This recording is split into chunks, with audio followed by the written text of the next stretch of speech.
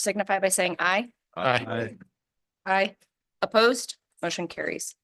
Approval of December 9th, 2024 minutes. I'll make a motion to approve the ones Courtney sent out this morning. Second that.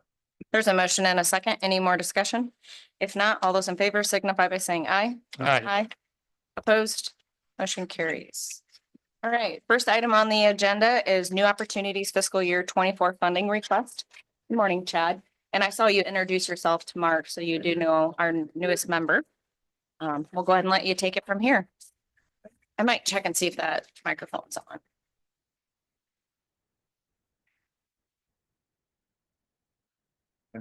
Morning, Chad. How are you?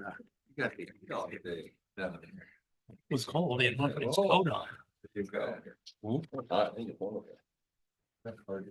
Thank you.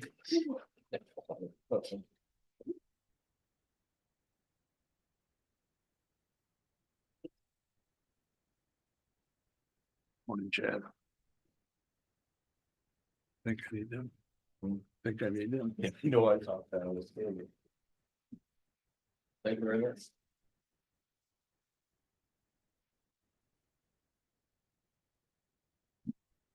All right. Well, good morning, everybody. Thanks for having me this morning. Of course, I'm Chad Jensen, the CEO with New Opportunities. We are coming to you today requesting our normal amount of funding requests like we always have. We've not increased our funding request since 2010. So with Gene's leadership, we've really worked hard to keep that stable and steady and doing what we can with what we have financially. So we're doing it. Those brochures that I just handed out to you, maybe I'll have you look at, first of all, the one pager that looks like this. This is the kind of a snapshot of all the different services that we provide. We're really proud and happy to be providing kind of that one-stop shop philosophy where we're able to provide a lot of different services. We certainly work with a lot of the other human services and social services agencies in Carroll, but we also like providing a lot of those essential services as well. And so with that one-stop shop, what I mean by that, and a lot of you have heard this, but for maybe Mark's benefit more, is that when a patient comes in, when a person comes in to get our services, we want to help them with whatever it is that they need. So a good example is they might come in for a food pantry for us. And so in that basic intake form, that basic assessment, we discovered that they're also needing help with paying bills within their heating assistance. We might refer them to our low-income heating energy assistance program, which is a federal program. We help families about twice a year with their electric bill. Through that assessment, we might find out that they've been struggling with depression. And so we get them into our mental health services as well. We discover that they might be a young mom who is needing services for her and her child. So it's our WIC program. And I could just go on and on. We've got Head Start, we've got Early Head Start, we've got weatherization. We've got all these other great programs. And so we really try to get a family lots and lots of different services right from the get-go, with the idea we really want to get folks out of our services within 3 or 4 months. See, we don't want to be working with families forever and ever. We want to figure out how can we get them off of our services so they can back to being the families that they may want to be in Carroll County. Now, there are exceptions to that. Of course, our elderly population, our veterans, some of those other populations, we're going to work with them as long as we need to. The same thing with Head Start and Early Head Start. And even some of our WIC programs is going to be more of a long-term kind of a program. So anyway, this is again just kind of a snapshot. These are all the different programs we provide. So I mean, there are over 80 different budgets that we're managing at any particular time. So lots and lots of things going on and new opportunities. Next, I would have you look at the behavioral health brochure. And this is really the one that highlights our mental health and substance abuse services that we provide here in Carroll County. I should tell you that we do provide services in 7 counties, which is Audubon, Calhoun, Carroll, Dallas, Greene, Guthrie, and Sac counties. But we also do some additional counties as well with our WIC services and our weatherization and tobacco. We're really expanding out. The state of Iowa has asked us to expand out our different services and things like that. But at any rate, back to this brochure on behavioral health. As you can tell, these are all the different kinds of treatment services, everything from outpatient treatment to intensive outpatient treatment. We do lots of groups. We do the OWI programming where we do evaluations, and we also do education and that sort of thing. So again, a very involved program. For our substance abuse services, they have increased quite a bit in the last year here in Carroll County. And now if we go to the last brochure, which is our outreach center. Of course, that's right there on our main site as well. And this really highlights all the different programs that we provide, particularly for our low income families. Our LIHEAP, I kind of talked about that, which is our low income home energy assistance program. We do clothing, we do back to school supplies, Christmas toys, holiday food baskets. Our food pantry is very busy, crisis services, and those kinds of things. And then we're also happy to work. I believe we're working well with Courtney and our county services. I think that's still working out pretty well. We do have a new coordinator. Her name is Val Holsworth. She's been with our organization for many years, but she's transferred over to be our Family Development Center coordinator, and she's been doing that since June of this year.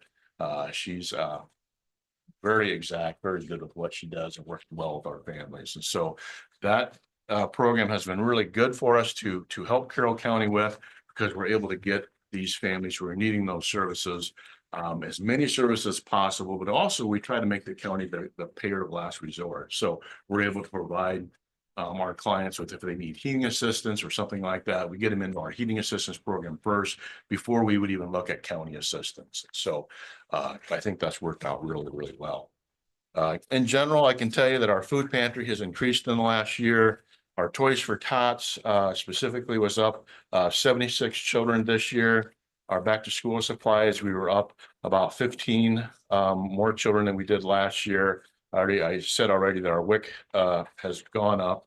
Our WIC services, which is our women and children programming, and then our behavioral health, which is substance use and mental health services have all gone up. So lots and lots of great things going on. If any of you are interested in a tour again, you're sure welcome to it. Mark in particular would love to have you come out and take a tour of everything that we do. We do appreciate you letting us have Gene at least 2, sometimes 3 times a month. He's our board chair and does an amazing job. The board really complimented him last Thursday at the board meeting of the leadership that he provides, and he's just a real asset to us. So any questions, any comments you might have for me? Thanks for keeping the funding flat for a long time, 14 years. You bet. Thanks, Mike. We working hard at it. Like you've heard a lot of things, good things. Thank you. And I gotta say, he can give me all kinds of praise, but it's a team effort out there. And the staff out there and their leadership staff is some super people that are very dedicated to what they do.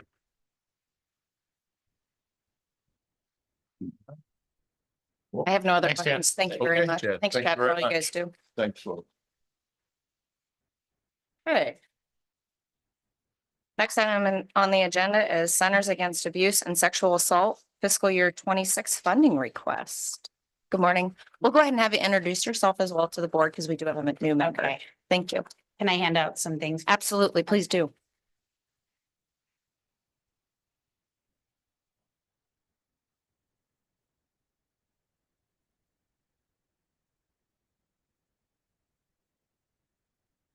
I'll wait for you all to get the paperwork.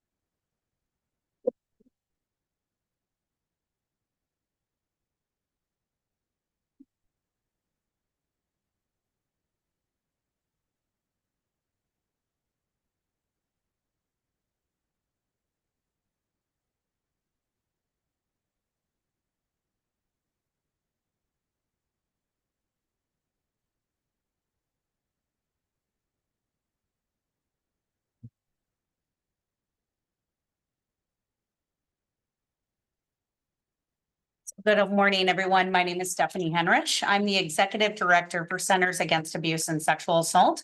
This is Yasmin Acosta. She is our bilingual advocate for Carroll County. I always say she's two of best worlds. She can speak English and Spanish, which she uses very frequently around this county. Today I come before you to really tell you a story about what has happened with CASA, where we're at, and what's the differences between Family Crisis Center and Centers Against Abuse and Sexual Assault. You know, we've had a tragic year this year in Spencer, our main building that we just purchased just over a year ago, flooded and was destroyed to $500,000 worth of damage. And that main hub supported your clients from Carroll County. Every month, Yasmin would come and she would supply her office. Not only that, our food bank downstairs would go here so she could supply whatever they needed. A lot of times we had diapers or bottles or blankets, anything there. It also supplied furniture, which we have a furniture store in Cherokee that supports all 19 counties. And you have used that for your clients here in Carroll County too, where they go up to the store, they get everything for free. So we just wanted you to know that that was available. But with this building flooding, it kind of just put us back a long ways, and it has been tragic. We decided not to take FEMA. It was not worth our time at that point because of a nonprofit getting $500,000. We don't have the money to pay that back at 3.25%, and flood insurance that was going to cost us $35,000 a year for the next 15 years. Over $1 million for $500,000. Ideally, it just wasn't what we could do at this point. So my board and I came together and we broke out a CD, and we didn't want to use that backup plan, but we got $111,000. We got $80,000 fundraised from the community, and we have walls. And I got floors the other day. And we'll be back in the building, maybe just the first level, but we'll be back being able to give 5 offices, which is myself, the office manager, the training volunteer coordinator that comes with Yasmin in your county, and also it'll go to advocates. Those positions we've been on in a parking lot in a mobile unit from a donor for the last 6 months. And as an executive director, I have had enough, and we are ready to go back into this building. The reason I tell you this is that's one of the hardest tragedies that we ever thought we'd face in 40 years. I had to look at something that wasn't going to affect our budget for the year. So our full budget is about a little over $800,000 for the full year for 19 counties. We get $595,000 from the state, which is VOCA, SAST, state. Then we are able to get some money from an LSF program, which is past COVID money that they gave us this year because the VOCA is way down, and that is the restitution from criminals that pay. The VOCA is just not there anymore, which is unfortunate. Again, $595,000 we got last year, and we got it again. It's about a 27% budget cut, but they didn't cut us anymore, thank goodness. So our other funding comes from county and city funding, comes from our building that is our store in Cherokee. And also we get donations and do a fundraiser during the year. I can tell you we are not Family Crisis Center. We are 2 different companies. We've been here for 40 years. We are a sexual assault agency for Northwest Iowa, and we are the only 2 left of sexual assault agencies in the state of Iowa. We take care of a lot of people in this counties. And right now in the last year, we've taken care of 32 sexual assaults in Carroll County. You might not see them in the newspaper, but they exist. And I can tell you right now, our youngest is 4 years old. Imagine that 4-year-old being your grandchild or your child or your neighbor. And we don't have any money. Carroll County gave us this year $1,000.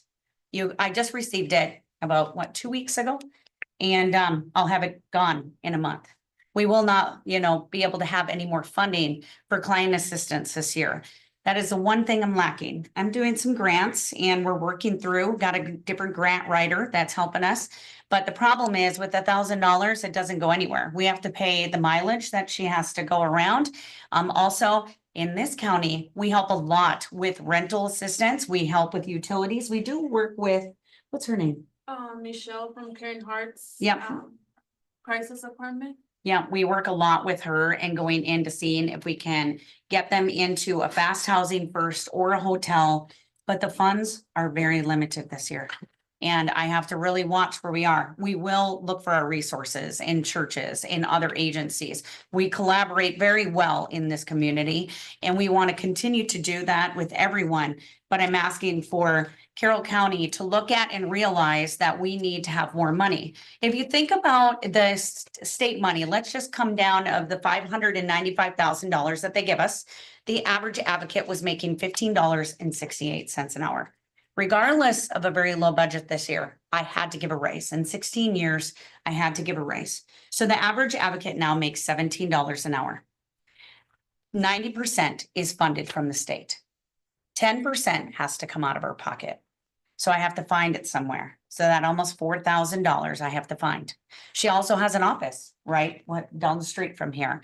And that office supplies for your clients, for your counties to come to our office and be with Yasmin.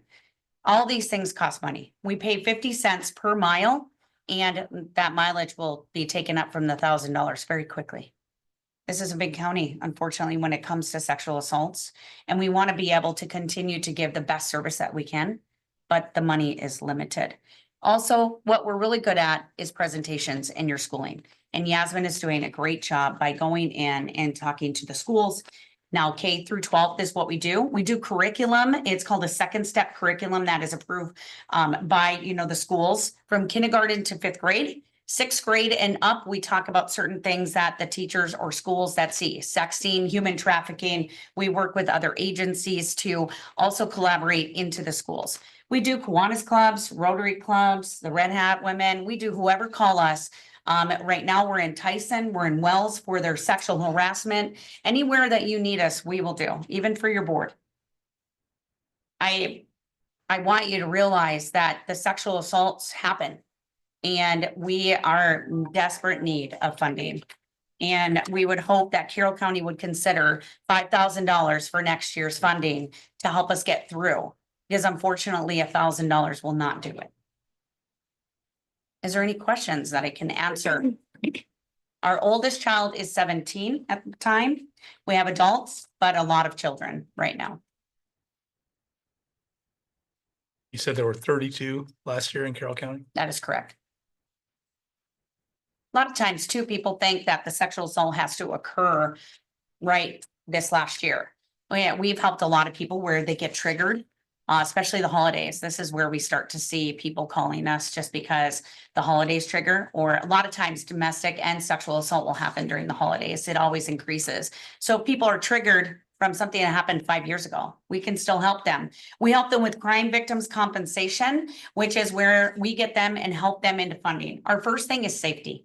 Our first thing is, do they need a hotel or just a place to stay first? Then the second is getting them applied to the state for funding. If they have to go to court, they get reimbursed for the mileage. If they go to like Seasons or Plains area, up to $5,000 for counseling. EMDR therapy is very crucial to some of the sexual assaults just because of the PTSD.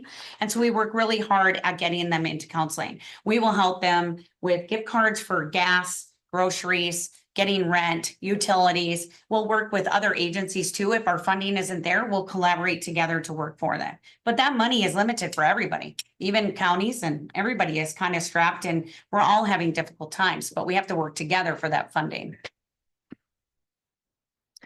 I have a few questions. So, and first off, thank you for everything you guys do. It can't be an easy job, but obviously it's our job to oversee the financial side from the county and do what's best for our taxpayers' dollars. But so I see you oversee 19 counties, correct? That is correct. Can I ask, what's the average amount each of those counties? Just an average. I don't need to know $5,000 which to one. $10,000. Okay.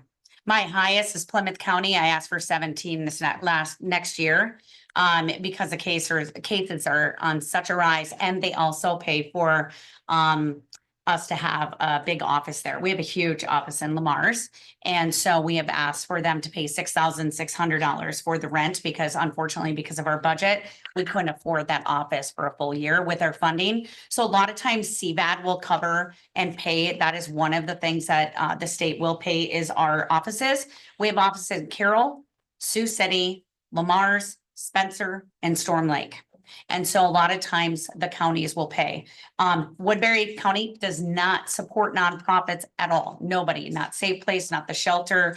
No one, if you saw it recently, the warming shelter, they turned them down. The who helped was the city. I'm actually going after the city this year. I'm going to go have a conversation at least to get help because there I have over 300 sexual assaults. And so, you know, you think about the funding, other than your county and that, I get 5,000 and up. How many years have been servicing Carroll County? Oh, gosh, I would have to think, but 1988, I believe it was 1988 And how long have you had your office here? in your office here. Well, when I came executive director, we were kind of all over the place. We were more in Denison. And so I would say for the last 3.5 years, almost 4 years, we've been planted right here, you know, instead of Denison. It was still for Carroll County, but it's here now.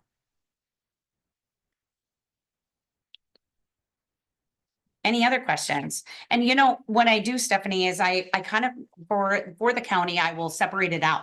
So what I'd like to use the money and when you send your contracts, I'll send you what I would like to see. 10% of the advocate salary, if it's even possible. If it's not, maybe just a little. Then mileage is so important. And also rent or utilities that I use. Also, these brochures right here, they cost a lot of money. I'm doing everything I can to go and find a company that will do them cheaper. I found one in Plymouth County. I hate to take the business away from Spencer, but unfortunately we have to go. But you know, what we'll do is I'll buy 5,000 of English, 3,000 of Spanish, then I'll multiply it by the counties, the money that I have, and then we'll allocate that. At the end of the year in May, you will get the allocations of what I use the money for. A lot of times we need presentation material. They are very expensive. We lost over $18,000 of presentation material in our office this last June. And I'm hoping to get a grant to get that back. And we did like the Channy Beta, and that's for the parents and everything that we can give to. I always say, if you reach the child, you still have to reach the parents. And that's an important thing. So we lost all of that, unfortunately. So all of this costs money. And I realize that it's a lot of money to ask, but that money goes to good use. We are here to help you. We are here to help anybody that needs it for sexual assault, sexual harassment, sexual exploitation. We help your schools when they call us. We respond in the middle of the night. And let me tell you, St. Anthony's is busy. And that's where we mostly respond. So you can talk to our other funders. You can talk to even like Plymouth County or Carroll County, Clay County, any of them, all give to us and gracious. So.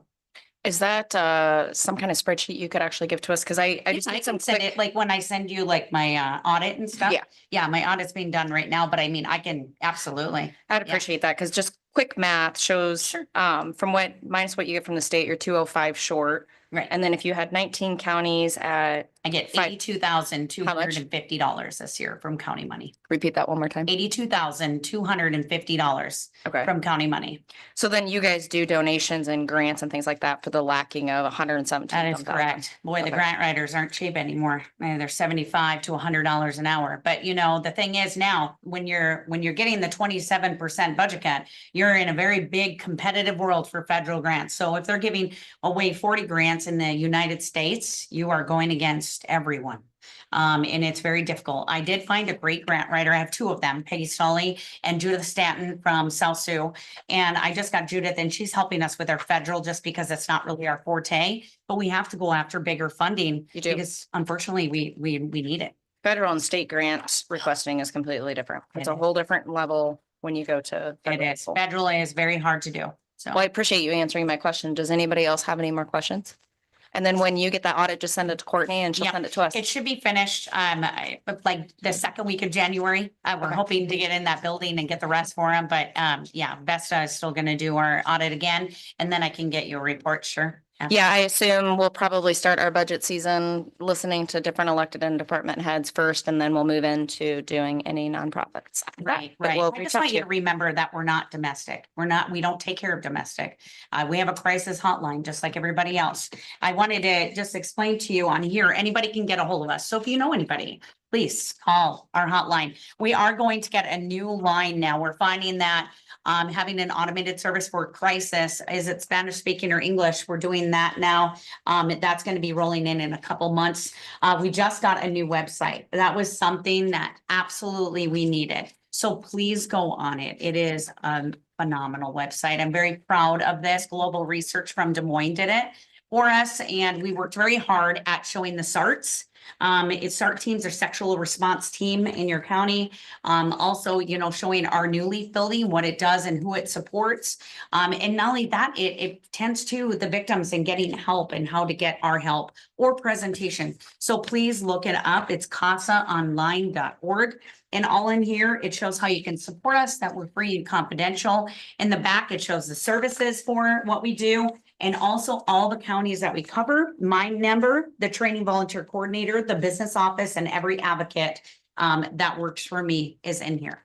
So if you ever need any help, please let me know. And I will get that stuff to you when I'm done. But thank you very much for your support. We appreciate your support no matter what. We just need your support just a little bit more. Okay? Thank Thank you very for all much. you do, Thank you for what you do. Thank you. Thank you. All right, the next item on the agenda is the Breda Daycare fiscal year 26 funding request. Good morning. Do you want to go ahead and introduce yourself and then we can introduce the board? Yes, good morning. I'm Tia Ashad here, Vice President of the Breda Daycare Center and Preschool Program. So You want to start, Mark, over there? Mark McCray. Gene Miners. Stephanie Hausman? Scott Johnson. Mike Anderson. okay, so the Breda Daycare Center, we have 23 families, mostly from Carroll County at our daycare center, 38 children, which we are at full capacity right now. 8 kids are enrolled in the preschool program. This is our 4th plus year doing that. It's really helped out with schooling.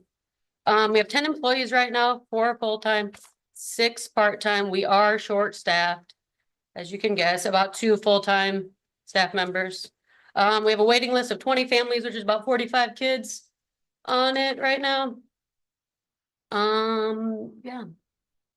For 2025, we're asking for funding to replace our deck.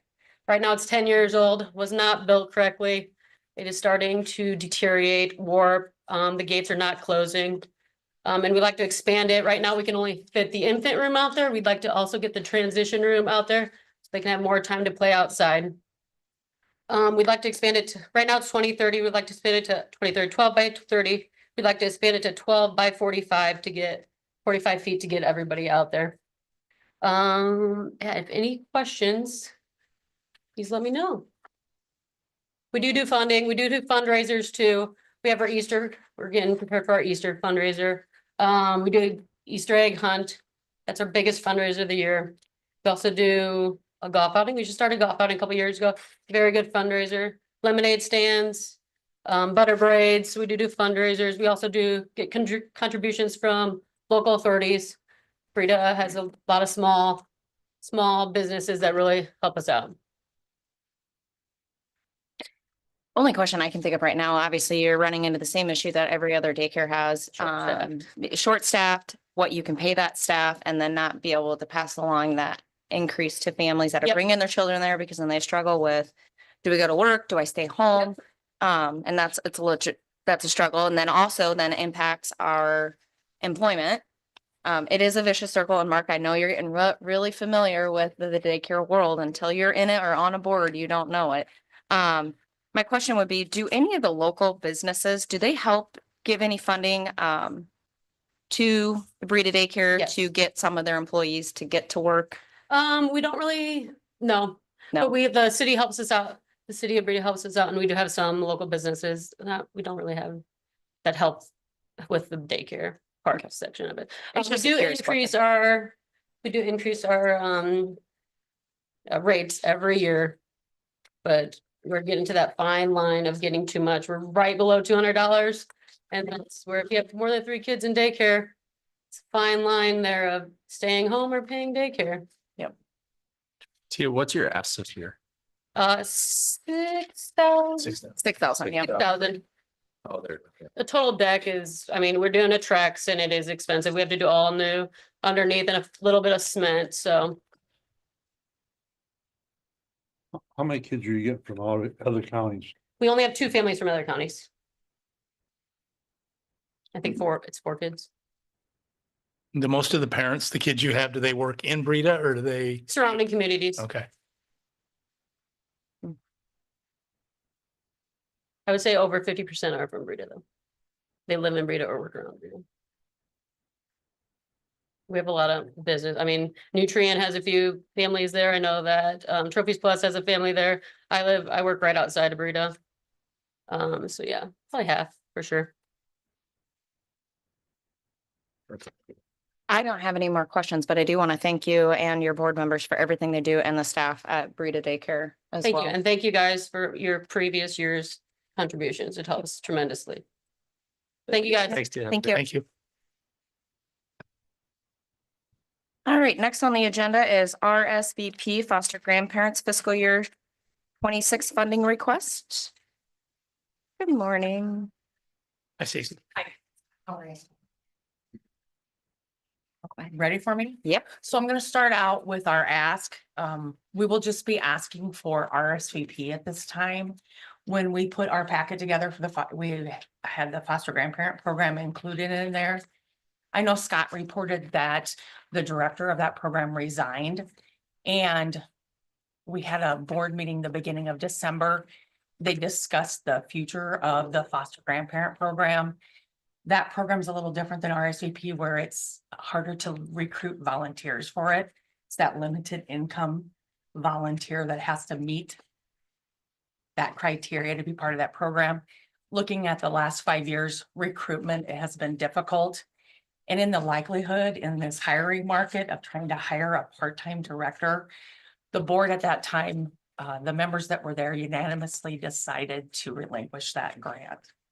It will be relinquished June of 2025.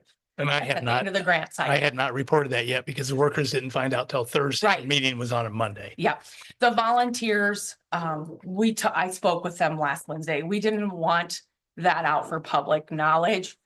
We didn't feel it was fair to the volunteers to read about it in the paper prior to telling them.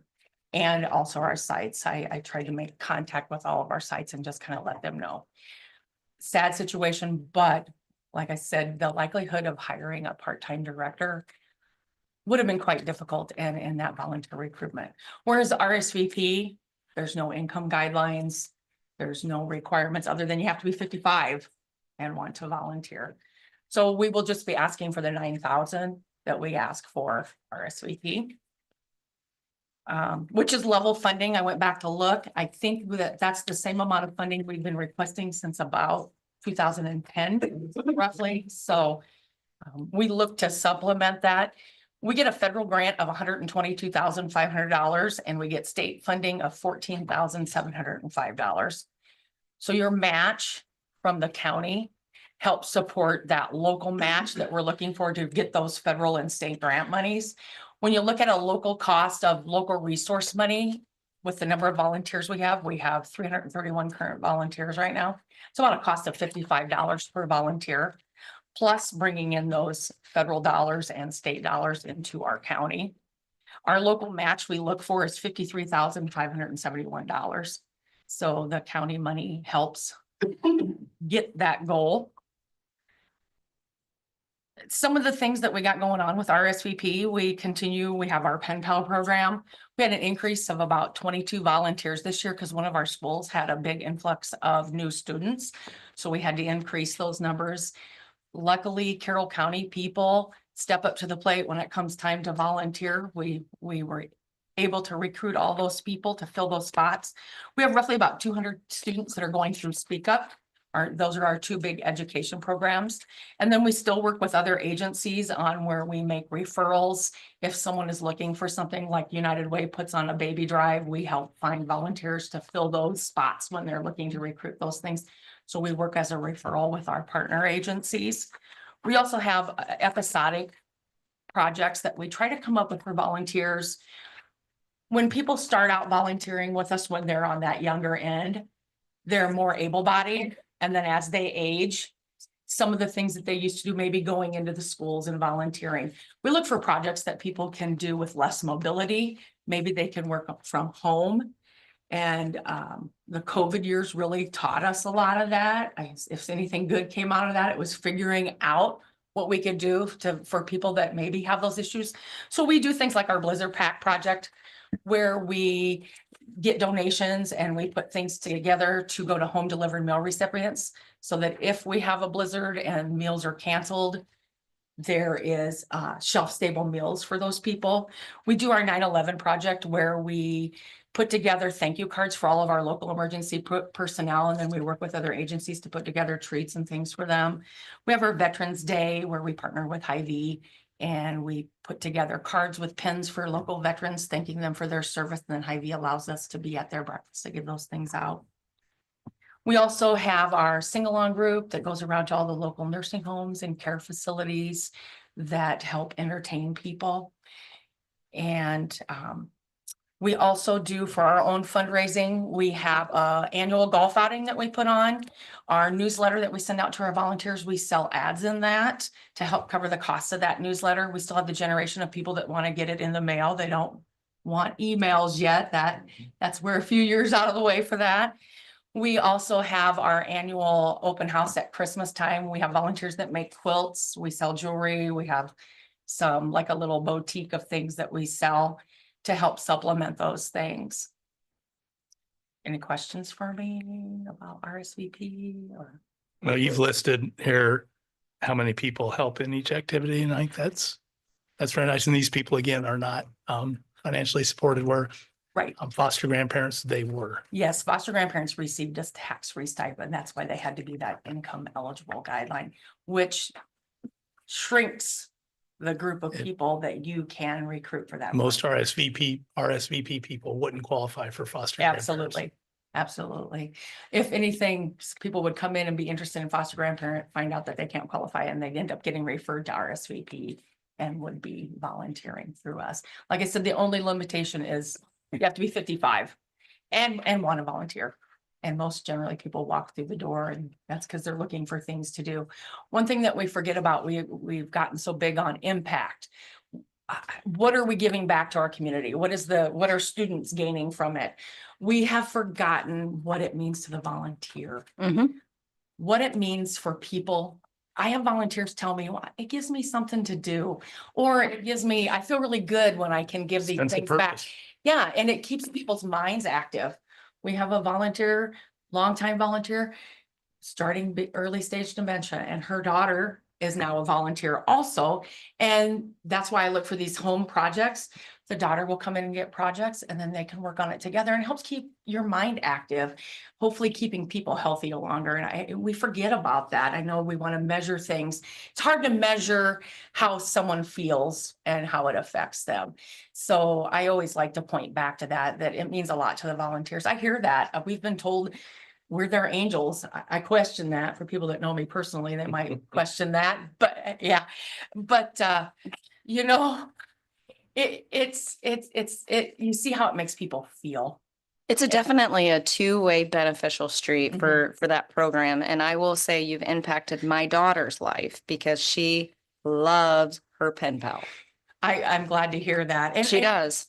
I mean, it's kind of, you know, it's funny. We're in a smaller area and we don't know last names because we don't see that. Well, we'll have a volunteer say, oh, one of the little girls wrote to me and said, hey, I know who you are. You live next door to my grandma. So, you know, students figure that out. But for safety purposes, we don't have their last names, but it's a small enough area that people figure those things out. But it's the academic engagement that we're looking for with that program. And that's what I hear from teachers, students that they can't get involved to want to do stuff. Hey, write what you did over Christmas break, and they get 2 sentences. They get their pen pal letter and they said they'll be writing pages. That's what we're looking for. Enthusiasm, fun ways to learn, and keeping them engaged, also engaging our volunteers. Is that my time limit? Is that what that No. was? My mom did it with the kid. She's kept got Yes. this kid for 12 years, and he still comes out to her acreage out there and goes fishing and hunts, and she just loves him when he comes out, so. And that's something, It's a- some of them have kept lifelong Yes, yes. connections. They're still getting letters from them when they're adults. In the age where we don't write letters anymore, they're still getting those communications. So that's a huge, I see the huge impact of that. You're creating long-term relationships with people and it's benefiting both sides. Does anybody else have any more questions? Well, But thank you, just to be clear, The Stacy. request this year, usually we tie them together, it's 9,000, Yep. 1,000. This year it's just nine. Just nine. And I will tell you- Ask. Since fiscal year 19, you have that what it was? requested. Mhm. As far as back as it goes, has always been 9,000. So you've never. Yeah, we haven't had an increase. I went clear back to see and it looked like about 2010, we were getting 8,000 and then we asked for another 1,000 or whatever. I was there, but don't ask me to why we asked for more. I can't remember anymore, but yeah. Thank you. We Thank you. look for level funding. Thank you very Thank much. you. Thank you. Appreciate your time Absolutely. and your past support. Thank you. All right, next item on the agenda is secondary roads. We have review and approve final plans for bridge replacement on Greene County Line, Apple Ave, south of Ralston. Good morning, Zach. Morning. So this is a joint project with Greene County. It's actually Greene County's ownership. They own this bridge. They're the ones spearheading the replacement. But obviously with it being on the county line, it's a joint cost. So bridge has been getting worse or deteriorating in condition here over the last number of years.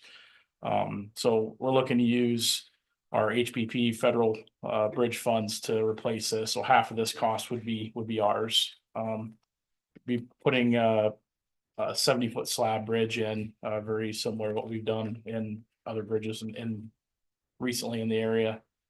A little different. This one's on pavement compared to some of the ones we've done previously on gravel. So other than that, it's nothing non-standard, I guess, from the standpoint of what we're trying to accomplish.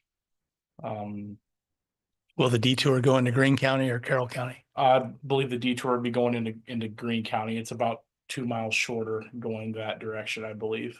So I'm sure there'll be traffic that goes both ways depending on where they're headed. How wide a bridge is this? But How wide? the new one will be 30 feet. I'm not sure how wide the current one is. It's not 30 feet now. That's the standard that Greene County and Carroll County both have typically used for widths. So it's a 50-50 cost share. It is. For 50-50 for the construction part of it, so What's the total or estimate cost? roughly 850,000. So Per county? No, that's total. it's a 10-week construction plan, 6 weeks. Be longer than that. It'd probably be probably 12 weeks roughly. So half the construction season.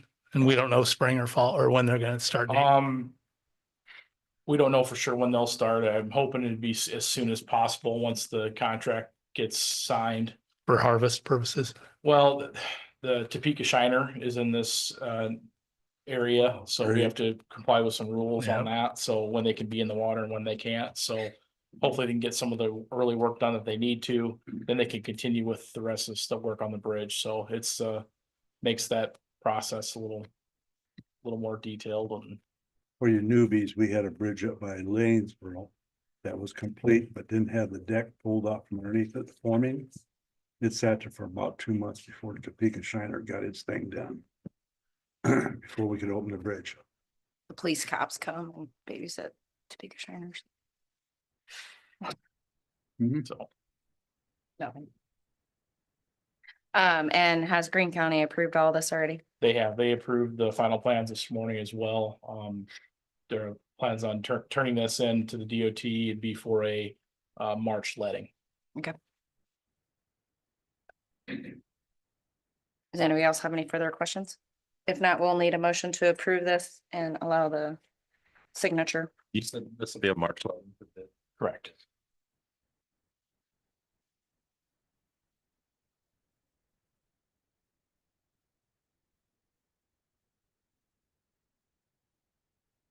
So moved.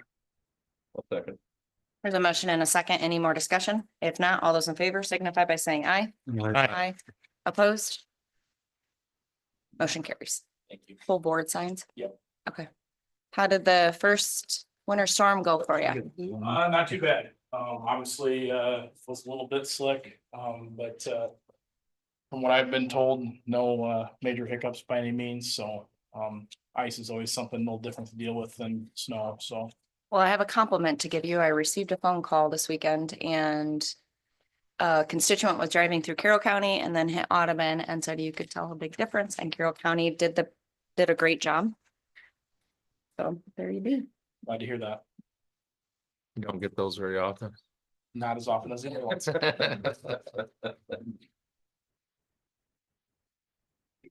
So Thanks, tell Zach. tell all your staff, thank you. I will definitely pass that along. Thank you. All right, next item on the agenda is to approve a plat. We have one for Jay Houseman. And I will be abstaining. I'll make a motion to approve that plat. I'll second. There's a motion and a second. All those in favor signify by saying aye. Aye. Opposed? Motion carries. Next item on the agenda is the City of Carroll County 2-mile zoning discussion. And I'll lead this off just a little bit. So over the past couple months, 6 months to a year, we've been going through, obviously we received a complaint. We also received petition to the 2-mile area that's concerning around Carroll. We've heard not only the constituents that live within the 2-mile, their concerns with this, and we've also heard it from the city side. Mike and I met with the city a few times. Mike met with them again last week. And we feel it's in the best interest to continue to move forward. And what would happen today and what I'm looking for today is the board to give a consensus idea of 3 options or less to give to the planning and zoning board. And we have to legally do this, give them a recommendation before we make a motion. They will take a look at it, have a public hearing, and they will give us a recommendation of what they think would be best from the zoning. And then the Board of Supervisors can do a final vote and be done and hopefully move forward. So with that being said, does anybody on the board have questions? I think we've kind of beat this to the ground. But if you guys have any questions or concerns, please reach out now. My options, the 3 options that we have come up with so that the zoning has equal say in this. With these 3 options, please, those in attendance, don't feel that this is an end all be all. This still comes back to the Board of Supervisors for the final say, but we do want to respect their opinion as well. And that's also why we've reached out to the city so that we could take in their voice in consideration, but it will come back to the Board of Supervisors and it will be an end all be all vote will be taken. These are the 3 options. And these aren't set in stone and these can be negotiated through the board. 1, keep the 2-mile area, have the city express their opinion of the application, then the county would have final say about the application and would follow county permits fees. The second one would be move the agreement to a 1-mile with county permit fees, county decision on the application. And the final one would be eliminate the 28E and go with the statewide 1/4-mile zoning, which is state required. And we'd also have to rewrite our 28E no matter what. The verbiage in it, no matter what, has to be changed. Yeah. So that's with all 3 options, no matter what, the 28E is actually going to, in a way, be dissolved and it will be revamped, but we may not have to resolve all of it. We might be able to just rewrite it. Those are the 3 options that I've come up with, no matter what. All 3 agree with going to the county permit fees. So there would be no city fees. All 3 also allows the Board of Supervisors to have the final say within that 2-mile range. Or if it goes down to 1 mile or 1/4 mile, it will still come back to the Board of Supervisors. I think that's it. Did I cover it all? It's basically more about the permitting process other than the zoning. We're not requesting anything be changed from ag to residential or ag preserve. But It would just, be- I mean, when we say the 2-mile zoning, we're not requesting a zoning change. No, we're we- requesting what we're putting underneath the microscope is the permitting process and the cost. and could potentially be the areas, the scope of the Yeah. area as well. Yes, the area could shrink. Yes.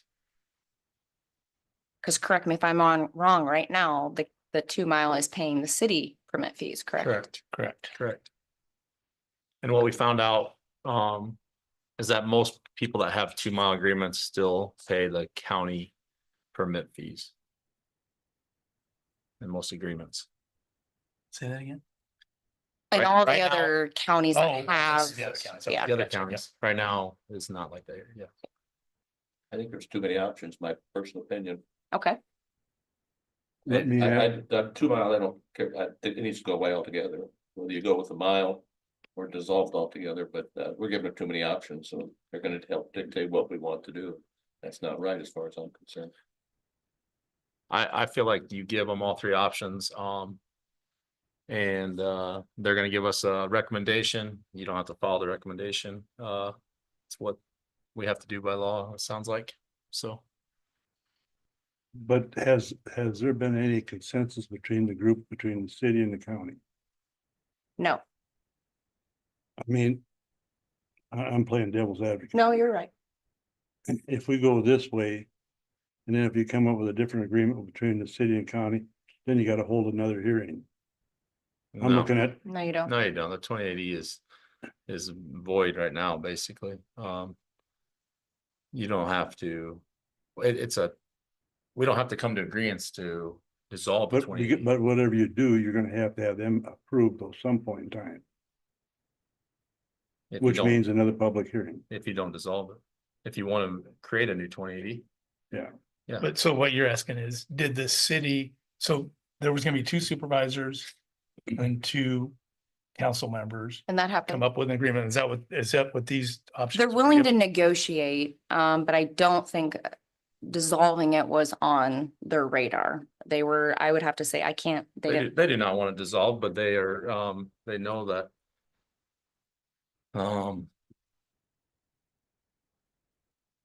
At the end of the day, the Board of Supervisors do have the final say, and Jean, you are right, we would have to have, there'll be a public meeting no matter what, a public If you, hearing no if you matter did what. any of the, if you did not dissolve it and go to the statewide, yes, then you would have to come to agreement to have a new 2080.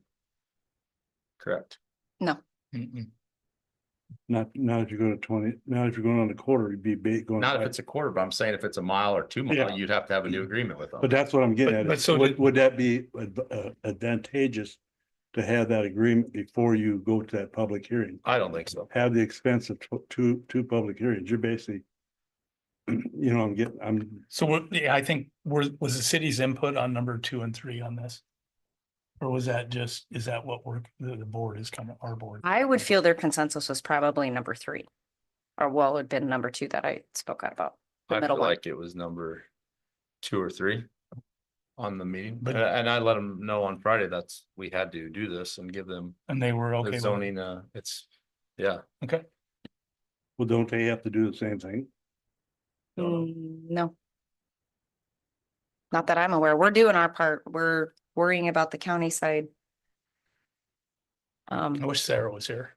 Whether they hold a public hearing to dissolve a 20E, it's just done. To create a You don't new have- You one, don't have to have a public hearing for it. I understand.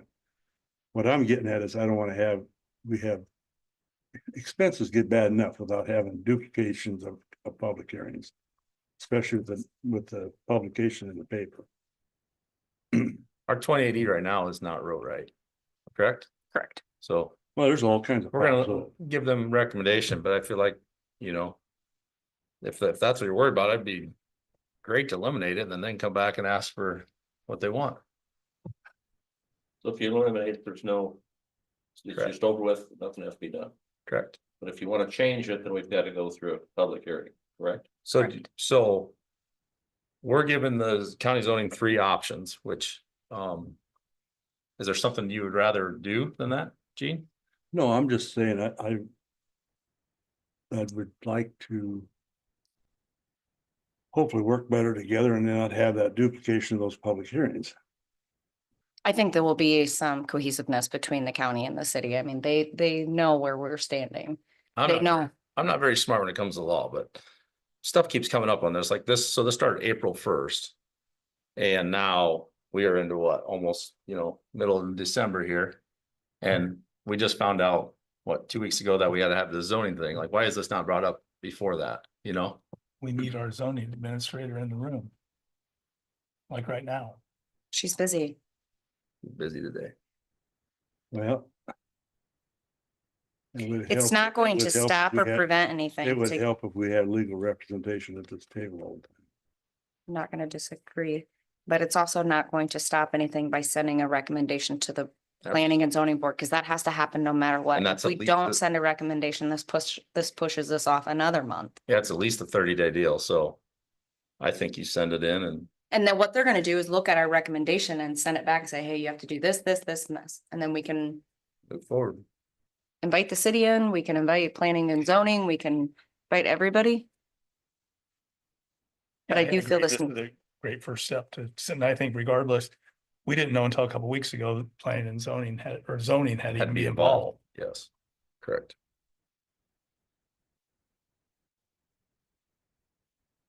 So I'm just looking for a consensus, not a vote, not a motion, not a decision. Yeah, I think there's consensus to. I would like to send in those 3 options, the 2 mile, the 1 mile, the eliminate. Okay. That gives them a fair opportunity to say what they would recommend. I think Sarah calls the meeting of the zoning commission, I believe, doesn't Yep, she? I can email She can be Sarah that. right after we get out of this meeting. Can we be involved in that? Yep, you can go to any public, they'll have, all their meetings are public Public. unless disclosed private, but they don't have any closed sessions. Yep. Okay. All right. Jean, you feel comfortable with that? Whatever, yeah. Okay. Well, I'm looking at the expense and stuff. No. Okay, the next item on the agenda is the manure management annual updates. We have one for Justin Sawyer, section 23, Glidden Township, no changes. And we're to committee reports.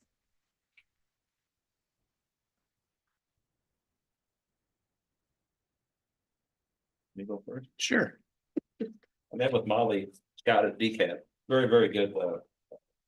They are really hurt for funding. They're not getting some of the funding they've had in the past, so they're really hurting. I did not get a meeting except for Jason. I plan on doing that. Hopefully Jason Huffman, hopefully Friday I'll get something with him, but it didn't work last week. So that's all I had. And I gave the newspaper and radio for the first time. I hope that. How'd that did- go? Well, it went good. I hope it sounded okay. Did you but say?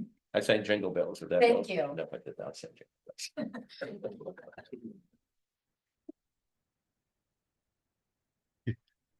Anything this week? That's it. Thank you. Okay. Nathan, what does Mike have to sing today? Yeah, I'm good at that. I want silent night. Okay, I would guess I'll go next then. On Tuesday, I had policy council meetings for Head Start. They basically went through the program report. They're basically totally funded on all the programs. We're fully staffed on the time the report was made out. And everything's going good. They did approve their Head Start and Early Head Start selection criteria and that. So then on Thursday, I sat in on a Highway 30 Coalition meeting. Nothing too much new there, but the thing is, the word is that they are going to look at putting in 2 roundabouts east of Boone on Highway 30. And I think everybody knows how I feel about roundabouts, but anyway, Same with you, do. yeah. I Do mean, they make you dizzy? huh? Do they make you dizzy? Well, I think you, Should put a pot in it with I don't peak of understand shiners. why they're doing that Holstein too. We're fighting for a 4-lane and then you're putting roundabouts in. Tell me how that makes sense. I think it's a way to stop it. The DOT's been kind of dragging their feet on this 4 lanes. But my understanding there is a new dairy plant going in over there. Making like pottage cheese. and- Daisy. Yeah, Daisy, the Daisy plant. going in over there. That's probably one of the reasons, but then they're doing another one down the road a ways. I don't understand it, but. They're stupid as far as I'm concerned. Yeah, I could You call it really- worse. they're beyond that. But I'll tell you, if you want to see something real damn dumb, Get into the. go weeds. on First Street on Ankeny, going underneath 35. They crisscross. get somebody that's other than me that's drunk, they're probably gonna hit out head on in there. Anyway, enough of that. I got off my soapbox now. I don't understand. It blows my mind. But to me, it's dumb. Even worse on 20, they're adding one on Holstein 20. That's, First time I ran into it No. was down in Kansas City out in the middle of nowhere. And I thought, the better shut up. Anyway. So that was the Highway 30 Coalition. And then Thursday night, then New Opportunities had their board meeting. Again, we went through all the issues with the Policy Council. We covered all that also, because they have to also approve a lot of that stuff. But probably one of the biggest things we did is approve that did the actual verbiage approval of purchase of property in Waukee and showing notice of federal interest in that. I think I've told you before this, I think we got like a $4 million grant to build a new Head Start facility in Waukee. We are totally out of room. And so we'll be building a new facility down there. We will be going out selecting an architect sometime in January, my understanding. So, so that was probably the big thing. Went through the national performance indicators reports and targets for fiscal year 24 and 25, and had a whole ton of budget amendments that were done on, especially a lot of them on LIHEAP, some with additional money, some without additional monies, and et cetera. We did recognize a couple people for their years of service. We had 2 supervisors that will no longer be with us that got beat in elections. And then also I did present to the board the CEO's evaluation. Every year we do an evaluation of our director, our CEO, and all the board members send their stuff to me and I compile it and then I present it to him. I did his on actually Monday last week, and then we presented to the board last Thursday. So gleaming report. Friday, I had some conversations with Zach in regard to a Manning project. Then I was supposed to have a CCGP executive board meeting on Thursday. That got canceled. I've had more cancellations lately than anything, but it got rescheduled for this morning at 8:30. So that's why I came in late, because I tried to catch as much of that as I could. Tomorrow we have CCGP meeting, and Friday is the ES Center board meeting. And that should be it for this week. I can go. Last week, in a roundabout way. Monday, I did talk to Jason Christensen about some of his staffing and trail projects. Evidently, he got a new naturalist hired. And there's an opening for the position we approved last year. Remember the position of another ranger? That position is now reopened. I did find out the back road was closed due to ash tree removal. Tuesday was our December board meeting for Solid Waste Commission. I also spent some time with Sarah trying to understand the 2-mile zoning, the public hearing, and what all has to happen there. Tuesday, I also went out to Roads and discussed Hawthorne Avenue with Darren. Wednesday, Board of Adjustment meeting, Jonathan Sawyer was granted a 20-foot property line variance near Coon Rapids. Thursday, I did attend the Carroll City Council special meeting. Friday was United Bank of Iowa Chamber Coffee, 25 years at that location. Also Friday at 1, I met with Kimberly Tiefenthaler about potentials around the county, probably a very similar meeting to what Mike had last week. This week, tomorrow at noon is CCGP, and then Thursday I'll be out at Roads for claims, and Friday I'll be at the courthouse looking through claims. Questions? Last week, I had a conservation on Monday. The meeting was short because 2 members were not there. One was leaving, so they didn't have quorum. So I got through some of it, but they had with board members that you've been discussing on that. Carla Hacker is off, and Dave, his term is up, but Dave wants to resign. So if anybody wants to put in an application for the Carla Hacker spot, you can. I think we have one already. So Yep. I think And you meet once a month? once a month, Monday at 3:30. First Monday at 3:30. Excuse me. But you do have one. We have one, and I'm pretty sure that He's gonna be. Um. That doesn't deter people from putting an application. That's right. Nothing really new there. Had, a DNR management area north of, or it's by Artesian Well.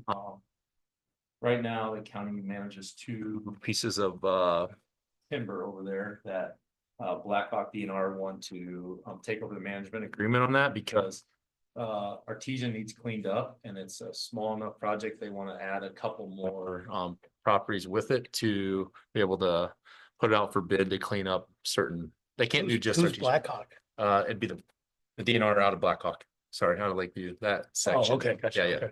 instead of the Des Moines section, so, and they voted to let that go through so they can get our teaching cleaned up. Just a lot of little trees and stuff growing up there, so, other than that, I had a tractor that they paid 60,000 for New Holland, and the motor is probably seized up and they wanted 28,000 for a new motor, which is crazy, so I told them to look at some new options there. And I had a Friday meeting with a couple city council members and the city manager about the 2 mile. This week I have nothing on my agenda. Tuesday. Okay. Last week I had Region 12 Executive Board member or meeting. We did have a presentation from an Iowa Bicycle Coalition presentation. Good presentation, but unfortunately our region, the trail does not come into our region enough to promote or to give any money for this study, so we declined to do that. We received a fiscal report and then we did discuss the 2025 salary range recommendation. And again, that's just ranges. Ultimately, the director decides on what each individual person will be paid. They're paid on a merit basis, kind of like what we're gonna be doing this year. And then we received a local assistance report, transit report, executive director report. If you guys want to see any of this, I have the packet here. Then I did have quite a few phone calls in reference to Swan Lake, and I'll pass those along to Mike and to Jason Christensen. I set the agenda a few minutes late with Courtney. And then I had some 2 mile discussions with Mike over the weekend on how we were going to present this week. And this upcoming week, I have nothing officially. Obviously, we'll set the agenda, but then I wanted to ask your guys' opinion on the opioid settlement funds. Do we want to start receiving presentations? I know we're going into the budget season, so it's going to be busy. Would you guys like to start seeing them now or wait until after the budget season? I'm ready to hear one anytime, but that money, 275,000, I think it's April 15th is when it's April free. 15th, Yeah, okay. I'll look just a second, I'll tell you. Yeah, I think it's time we start getting ready. Because I know we'll have New Op, I'm assuming St. Anthony's, Manning, Manning. possibly public health. Possibly, yeah, public health. I mean, But you know, I think we should listen to anybody who's got an idea whenever they want. No, no, I do. I Not think on that's, I'm January trying to think 2nd. of, huh? Not on January 2nd, I'll be gone.